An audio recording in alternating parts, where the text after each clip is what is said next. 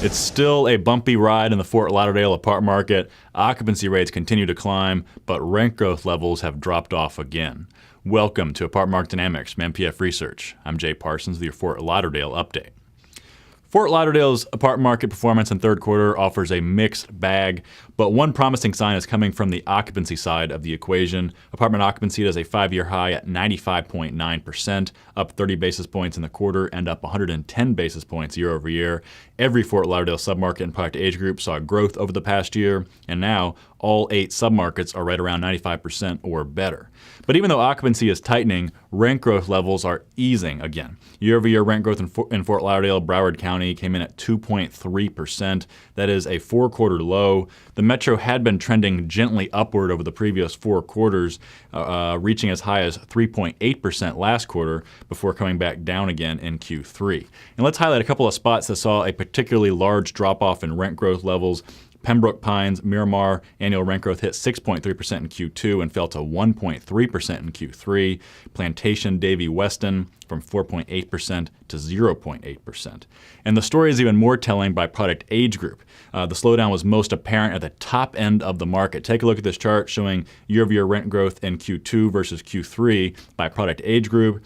And you can see that in the 2,000 plus niche, annual rent growth dropped off from 5.6% to 1.5%, and in the 1990 segment from 4.8% to 2%. Conversely, you can see that in the 1980s and 1970s niches, they actually saw some upward momentum in annual rent growth levels between Q2 and Q3. And that's coming as the local realtors are reporting an increase in home sales. And it's not just investors buying up distressed properties anymore. It's also actual home dwellers buying up condos and single-family homes. And so the loss of renters to home purchase is becoming a bigger issue. And that's especially apparent at the top end of the market, which is most vulnerable to seeing people leave apartments to go buy condos or single-family homes. And the other problem is that the local economy just isn't providing much growth yet. Just 1,700 jobs added in the past year, and compared to pre-recession levels, Broward County is still down about 80,000 jobs. That means that the local employment base has contracted about 10% on net, and that's one of the worst deficits anywhere in the country. Now let's give you some South Florida comparisons real quickly on the apartment market. On occupancy, Fort Lauderdale takes its usual spot behind Miami, where occupancy is at 96.8%, and ahead of West Palm Beach, where occupancy came at 94.5%. But West Palm Beach County came in on top for annual rent growth with a 4.5% hike, and Miami is just a hair ahead of Fort Lauderdale, 2.4 to 2.3.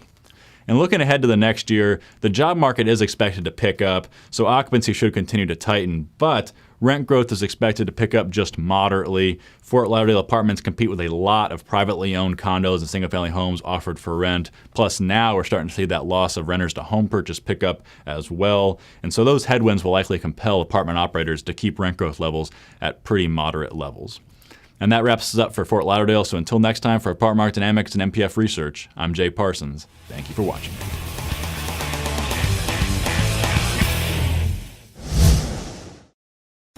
Want more? Go deeper with NPF Research's apartment market reports. From a national level, down to individual metros, to specific neighborhoods, NPF Research has been providing unparalleled apartment market intelligence to the multifamily industry for almost 5 decades. Learn more by contacting us at 877-284-4938 or visit www.npfresearch.com and click on Market Reports.